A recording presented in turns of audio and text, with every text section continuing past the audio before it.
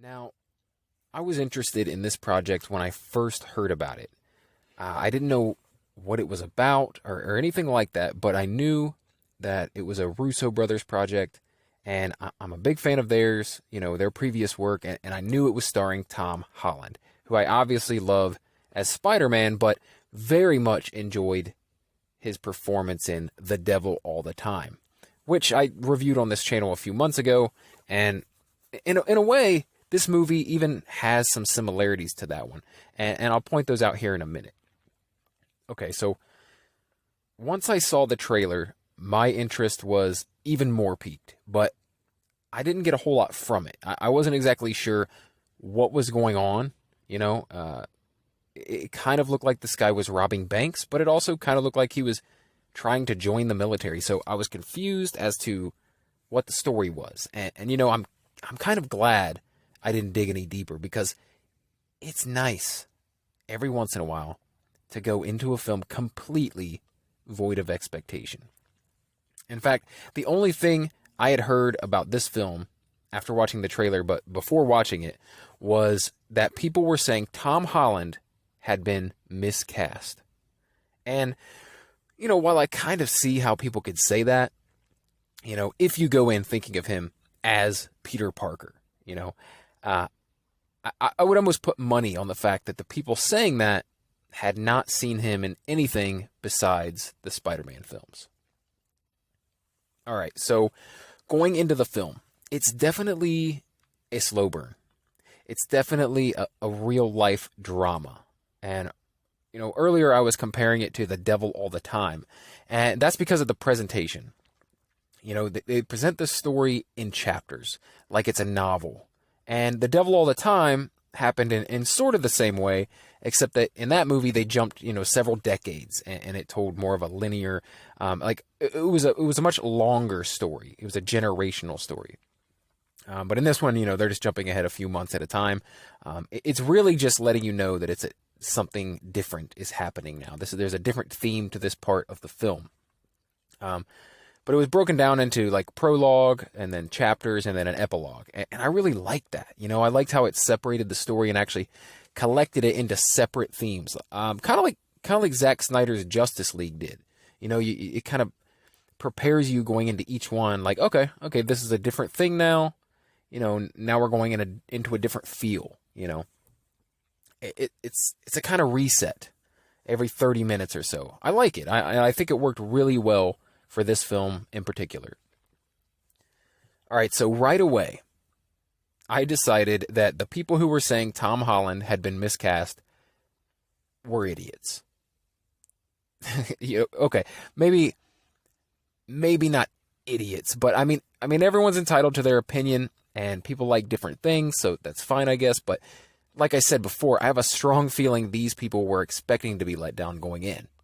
They had their own preconceived notions about Tom Holland. That he was this goofy kid who played Spider-Man, and him in a dramatic role could never work. Well, to them I say, go watch The Devil All the Time. And I say that, I say that to you guys as well, because that was a fantastic film. And after you watch it, go back and watch my review of the film as well if you're interested. All right. So this story, throughout felt very real.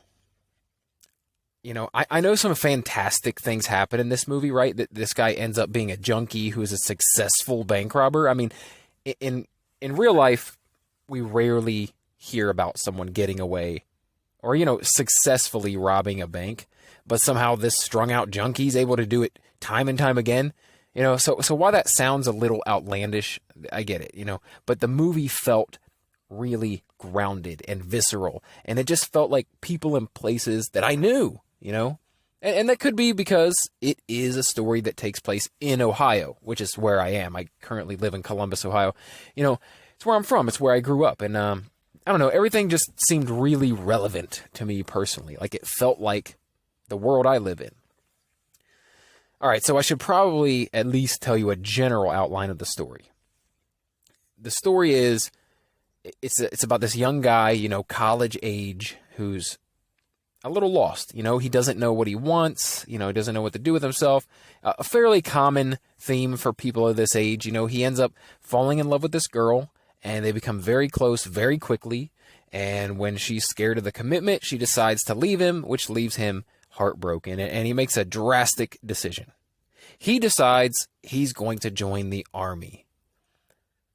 Now, they get back together quickly, him and the girl, and end up getting married, right?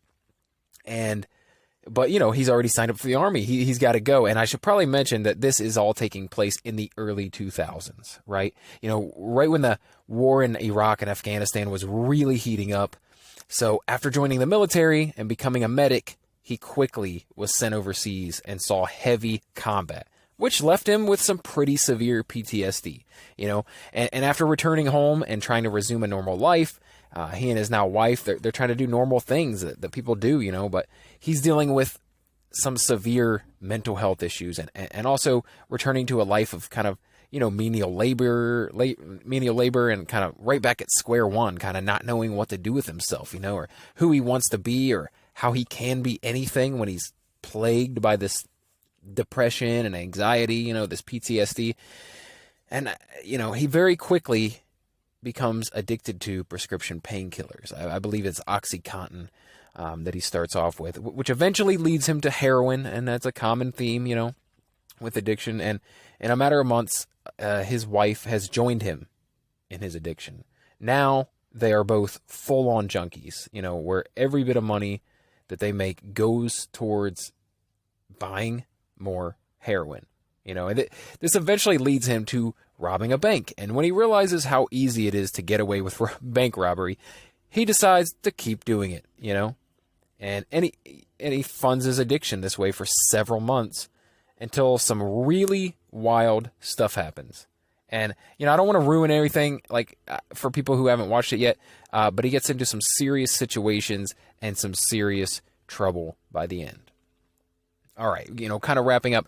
I really enjoyed this movie. I thought it was fantastic, but, that's me. I love these kind of, real life, gritty, visceral type stories. I like movies about the human condition and the human experience, and dealing with everyday life and the hardships that come with it. And I love movies that delve into mental health and addiction. One of my favorite movies from the early 90s was the Leonardo DiCaprio film, The Basketball Diaries. And I still to this day think that's one of his best performances. But that's another movie that kind of has similar feels, to this one. It's totally different in terms of the PTSD and things like that, but the active addiction that they portray, they do it really well in both films. Anyway, if you're into that sort of dark, gritty, real-life storytelling, then I highly recommend this movie. I think it's a must-watch for people who enjoy that type of film. Now, if you're the type who only likes, popcorn action flicks or only superhero movies or, romantic comedies, it's probably not the film for you. But I enjoyed it very much, and I cannot shovel enough praise on Tom Holland. This dude is so much more than Spider-Man. I think he's got a serious career ahead of him, serious acting chops, and, especially if he keeps taking these really meaty roles, these roles that help him stretch as an actor. I'd hate to see him typecast as Spider-Man, and then, when he gets a little older, have nowhere to go with that, because, this dude is extremely talented. I hope that in a decade or two, he's actually known for something else. He's something else that he's done, more so than his portrayal of Peter Parker. And it's going to be a tough thing to do, but I really hope that for him, Watching this movie, once again, it's confirmed for me that Tom Holland has some awesome range and ability as an actor. This dude is a serious actor, and he's seriously good at it. All right. Now that we've done talking about the film, I want to dive into another aspect of it, okay, that I just found out. So in preparing for this review, I wanted to find out if it was based on a book. And I quickly found out that, yes, it is based on a book. Not just a book, not just a novel, a semi-autobiographical novel. So the guy who wrote it, he didn't use his name, and I'm sure he took some liberties in the storytelling, but here, check this out. So I found this article, and I'm just going to read it to you. All right, so the headline of the article is, and this is on Decider.com, by the way. Okay. Is Cherry based on a true story? Inside Nico Walker's life and book. Yes, Cherry is loosely based on the real-life experiences of Nico Walker. Walker, who wrote the book the film is based on, drew from his background as a veteran and criminal to write his debut novel, Cherry, from prison. While technically a novel and not an autobiography, Walker shares many traits with his book's protagonist. A war hero who returned home from Iraq, suffered extreme PTSD, developed a drug addiction, and began robbing banks to fund it. Nico robbed 10 banks in Ohio and nearly made it to 11 in just 4 months' time. Walker's incredible true story was profiled in a 2013 BuzzFeed feature while Walker was serving an 11-year prison sentence in the Federal Correctional Institution in Ashland, Kentucky.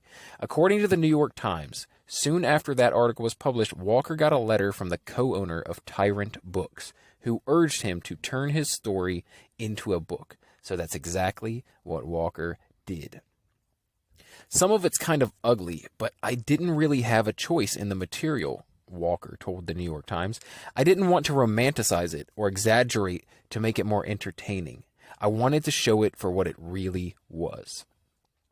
He secured a publishing deal at Knopf, a branch of Penguin Random House, and used money from his contract to pay off some of the $30,000 in restitution he owed to the banks he stole from. His book, when it was released, was met with critical praise. Soon after, the Russo brothers were attached to direct the film adaptation. So then it says, where is Nico Walker now? Is he still in prison? According to a report from The Observer, Walker was released from prison early in October 2019 to care for a terminally ill family member. He currently resides in Oxford, Mississippi, and is working on his second book. Wow. Like, what a story, right? Like, I watched this movie and I'm like, man, I wonder if that was a book, because I'd love to read the novel.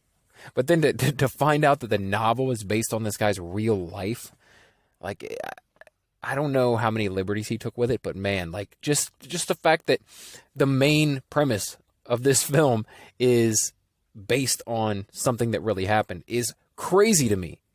Like, robbing 10 banks and getting away with it while being an active junkie, like, I don't know. I think it's incredible. But, yeah, I love the film, and I love that it's based on something real, because it's a pretty fantastic story to imagine that it really happened.